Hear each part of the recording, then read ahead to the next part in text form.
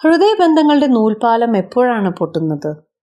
ഒരുമിച്ചിരുന്ന് ചിരിച്ചവരും രഹസ്യങ്ങൾ പങ്കുവെച്ചവരും എങ്ങനെയാണ് അപരിചിതരെ പോലെ അകന്നു പോകുന്നത്? ഈ ചോദ്യങ്ങൾ നിങ്ങളെ അസ്വസ്ഥമാക്കുന്നുണ്ടെങ്കിൽ ഈ കഥ നിങ്ങളുടേതാണ്. ഒരു കാലത്ത് ആത്മസുഹൃത്തുക്കളായിരുന്ന ഒരു ആൺകുട്ടിയുടെയും പെൺകുട്ടിയുടെയും ഹൃദയസ്പർശിയായ യാത്രയാണിത്.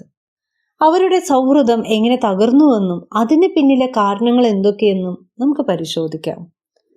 ഒരു പക്ഷേ നിങ്ങളുടെ ജീവിതത്തിലെ ചില ബന്ധങ്ങളിലെ അകൽച്ചയുടെ ഉത്തരവും ഇതിലുണ്ടായേക്കാം. Welcome to my channel the daily speaking tree.